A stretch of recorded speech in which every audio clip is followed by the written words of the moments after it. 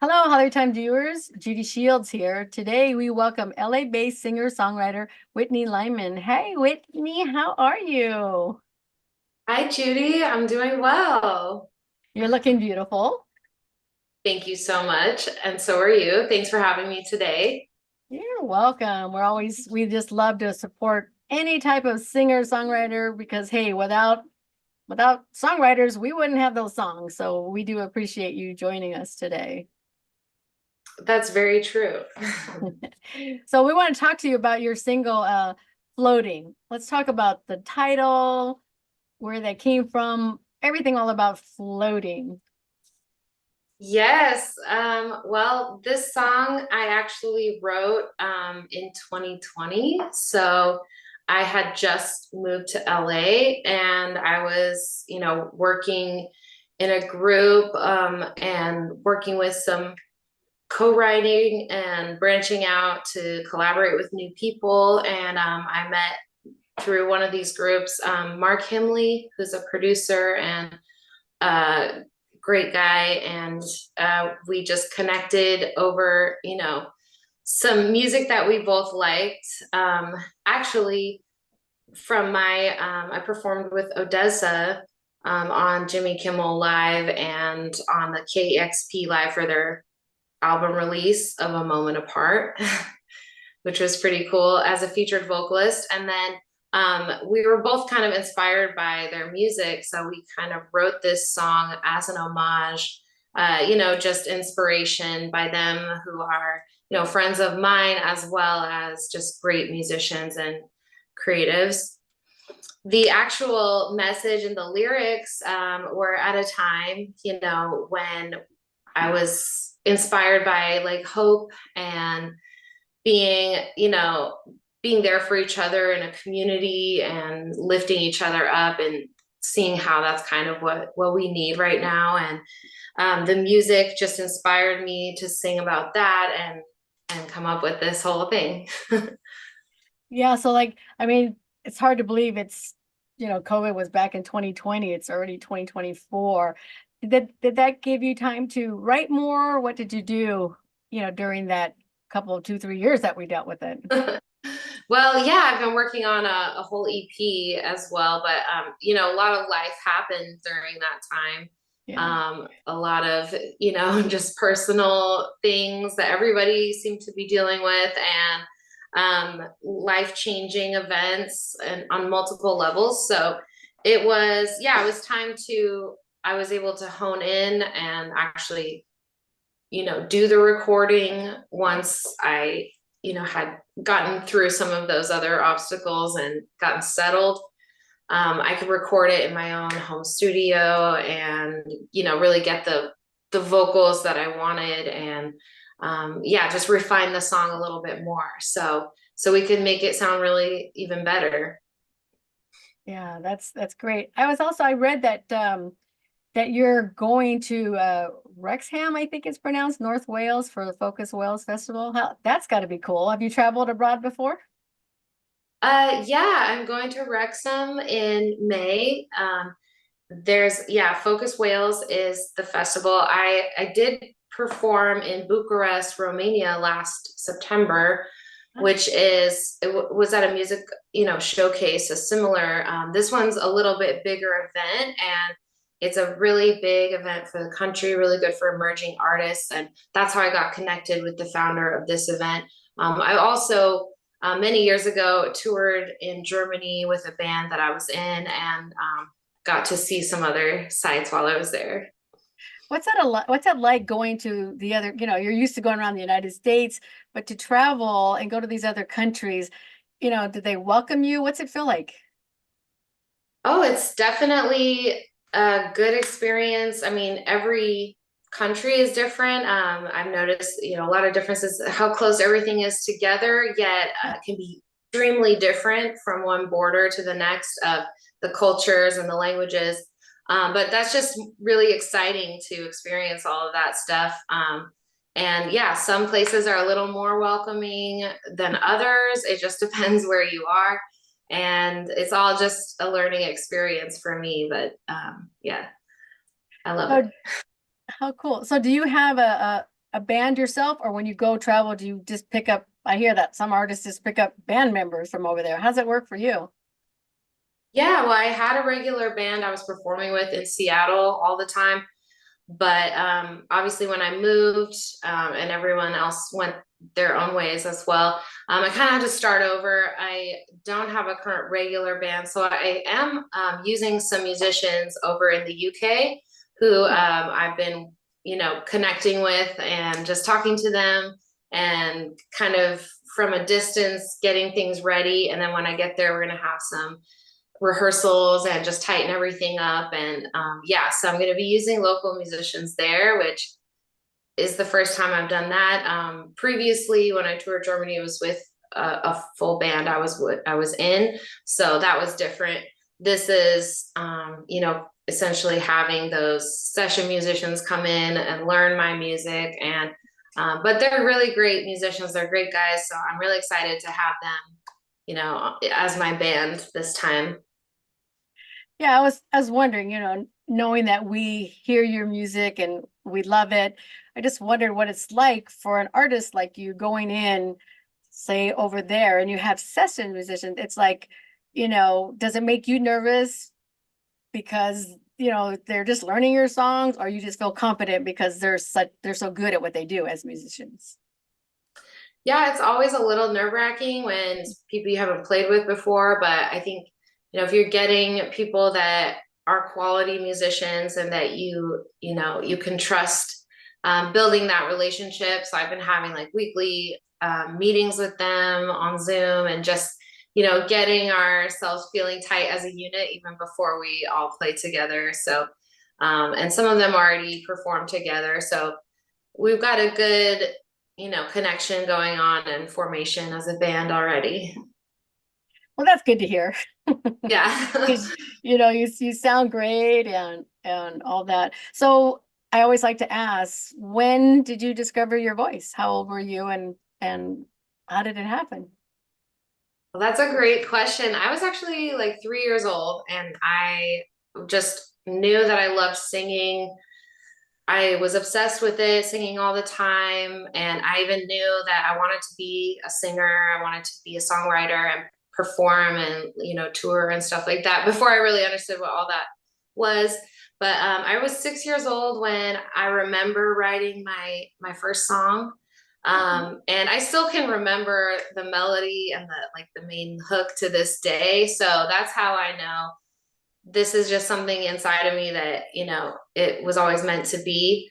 um Obviously from there, like I always participated in choirs and any performing opportunities that I got, marching band, Wow. symphonic band, stuff like that. So I was always just learning as much music as possible in school, taking, auditioning for things, and started, playing guitar at age 15 and really started writing my own songs from that and kind of just kept building it until I decided to go to music school. When I finished high school, I went to Cornish College of the Arts in Seattle and pursued music and vocal jazz and songwriting and composing at the same time. All from there, and then just kept building my career in Seattle. And it was never a choice for me. It was just like, this is what I need to do. Well, that's cool. Did you have a mentor or hero growing up in music? I definitely had a lot. I mean, my grandparents were very musical. Oh, Um, they had a family band with their 5 daughters, and my mom was one of the daughters. And so I grew up listening to that, the Parish Sisters, and it was all this beautiful harmony and, songs, covers from the 70s, as well as original songs that some of the daughters wrote, some of my grandparents wrote. So it was just very special. It kind of feels like it's in my DNA, and I always was drawn to that. And then, of course, growing up, my parents' music, aside from that, like my dad listened to Queen and oh, Journey and Genesis and all these great bands from that time that really stuck with me as a kid.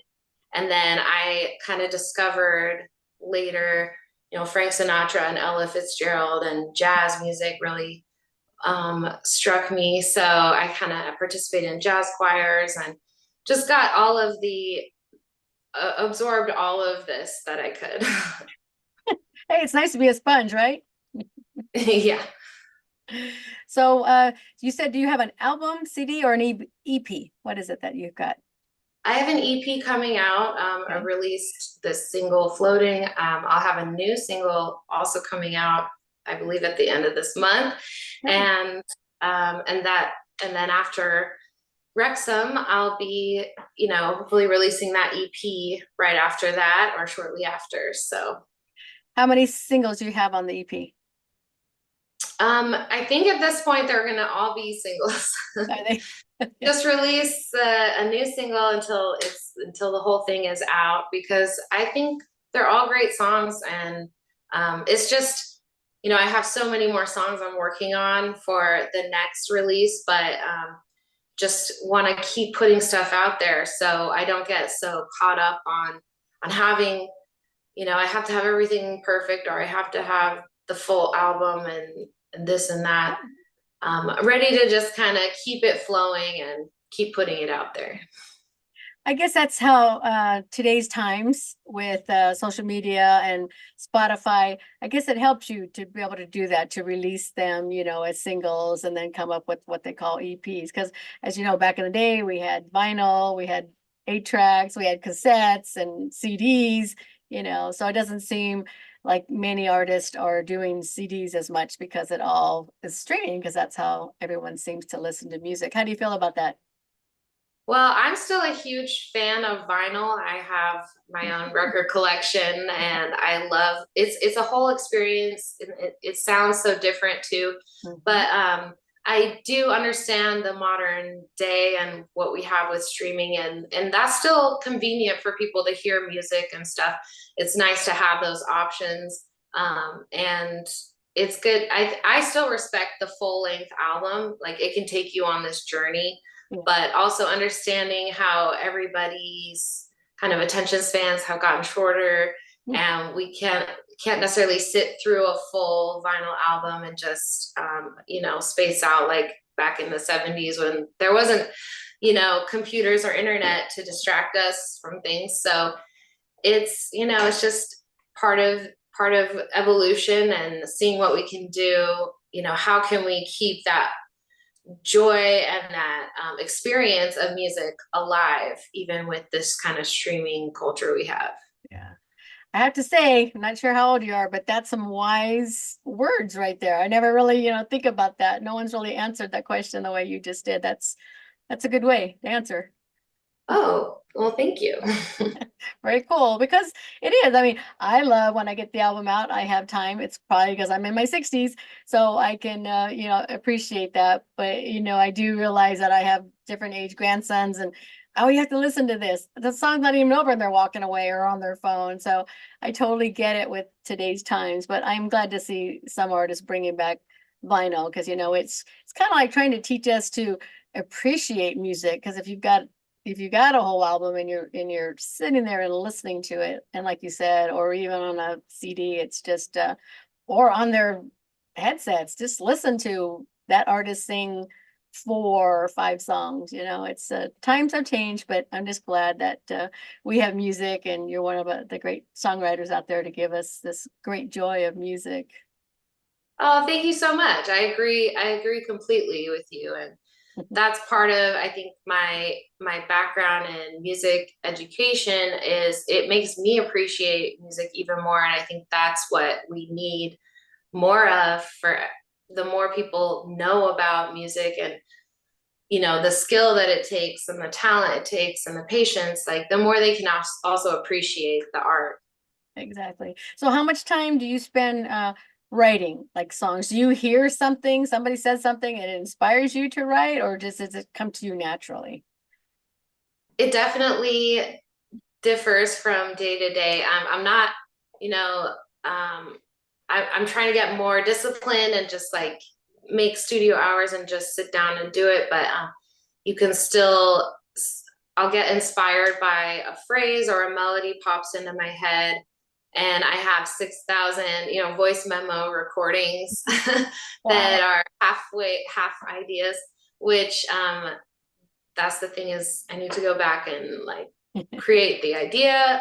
But the best songs is when it kind of, for me, comes in one, swoop of inspiration where I just started with a little idea and then it all just kind of comes rushing in. But you can never tell exactly when that's going to happen. So you just have to be ready for it, I guess is what they say. So, what is your social media? How can people reach out, and buy your songs and the upcoming ones as well? Yeah, I'm on Instagram the most, probably at Whitney_Lyman.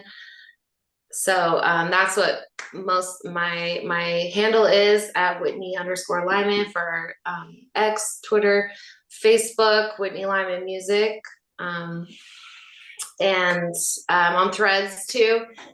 So yeah, you can find me pretty much, or my website can lead you to any of these, whitneylyman.com. You can buy the music directly from the website. Of course, I'm on all the streaming platforms, but if you want to, support the artist further, there's of course like Bandcamp and other places where you can purchase the music, as well as this new platform that I'm part of called Good Tunes, which is on my website. You can access, and actually you can own the album digitally, Oh, completely, like with blockchain technology. So it's like having your own copy of the album online, but you own it and you could resell it. And basically the profits go more towards me directly, the artist. And it's just a new way, that's kind of up and coming, of people, another option to buy music. super. That's great. I know you're busy and you're recording and writing, but do you have any free time, and what do you do during that free time? Oh, I don't seem to have much free time, but I do try to make time for the things that I enjoy outside of working. Music I love, of course, but when it's also your job and your career, you have to take other breaks from it. So I'm a big fan of analog photography, so film photography. Nice. I like to go take pictures and I just enjoy it. And it kind of gets to use a different part of my creativity, besides, swimming or walking, or just the regular things that people do, I Cool. guess. I was wondering, it's living out here in California.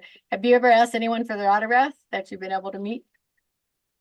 Oh, I always forget to ask for like an autograph or a selfie, you know what I mean? Because I have met a few people and either very rarely like get a picture, but to me, it's more just about the memory and the experience Yeah. of someone you admire.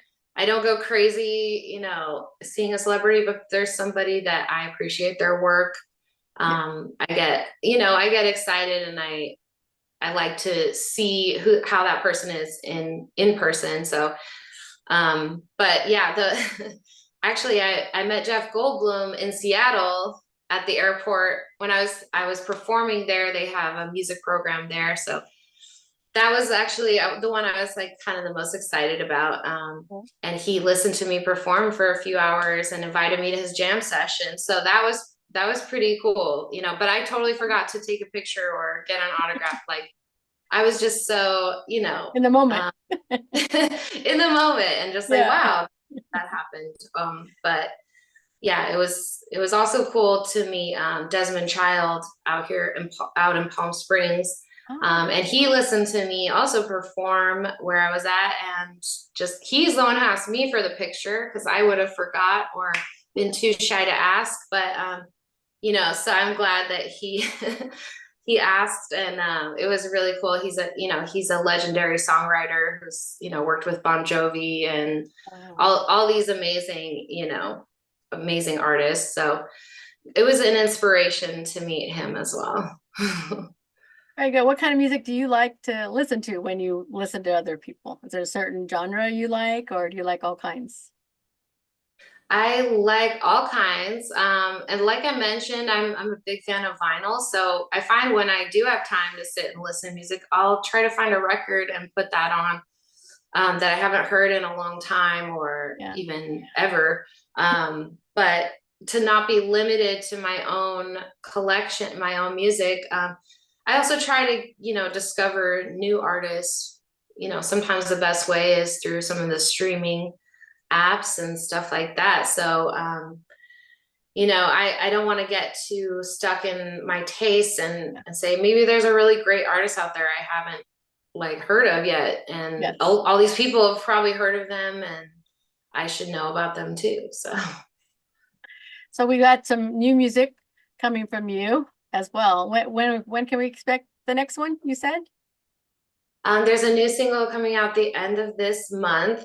It's called Don't Carry the Weight. Oh, And the EP is called Love Spell, and the title track Love Spell has, it's a song that I've written several years ago, but it's just finally kind of getting its moment. And it's actually, yeah, it's a great the idea is not it's not a love spell to make someone fall in love with you. It's to choose yourself because you deserve that love and you want to be chosen, not going to trick anybody into loving me because I love myself enough to not do that. And don't carry the weight. The new single is just another, it seems to be like a positive message, uplifting message, and it's like letting go of all these things that people pile onto you that aren't really yours. So just realizing you don't have to hold on to that. So oh my goodness. I can't wait to hear that. You're going to be giving Taylor Swift a run for her money. that's hilarious, but I need to start writing 200 more songs. You can do it. I always Yeah. ask songwriters because you sing your own songs that you write, but is there like a song out there that you would like to do a cover of, a remake of it? Is there one on your mind that you think about doing? Oh man, so I perform a lot of cover gigs as well as Oh, my cool. original music. So I'm doing covers all the time, and in fact, performed with a tribute orchestra called Seattle Rock Orchestra. We performed all the time doing tribute concerts to the Beatles Oh, and to David Bowie, T-Rex, all of my favorite artists, how cool. basically. And I also got to be part of the arranging team, so I would create the orchestrations as well, part of them. So that was an amazing experience. If I'm gonna do a cover, I want to go big and like have a full orchestra behind me. So Nice. that is something I also want to do in the future to have, I've done that live with them. I want to do some recordings. And one song I really want to cover is Heaven by Brian Adams. I just love that song, and I think it could be reimagined in a, just appreciated today because it's still such a great song, and just, why not put that out again? Yeah, that's great choice. Great answer. Well, you got a lot going on, and hopefully we'll catch up with you again when you've got your new music so we can keep following you. You're an amazing, talented young woman. So we thank you for taking the time to talk to us here at the Hollywood Times. Yeah, thank you so much. And it was great to talk to you. And we will be converting this interview into a YouTube video, which will go up on our YouTube channel, the Hollywood Times Official. So be looking for that. We'll also put your social media stuff out there for people to be able to find you. That's great. And I also have a YouTube channel that I have some videos up and some other stuff. So Cool. We'll there. put that up for people as well so they can find you. But we appreciate you. Hopefully we'll get to meet him. I have met you in person, but hopefully I'll be able to hear you live. You know, you're a wonderful young woman, but I'd love to come and hear you live. Maybe take a stroll down to Palm Springs or something when you're close, you know? That would be wonderful. Yeah, Sounds I'll good. I let you know. appreciate that. All right. Well, Whitney, thank you so much. And we will talk to you soon. Yeah, sounds great. Thanks so much for having me today. Okay, bye now.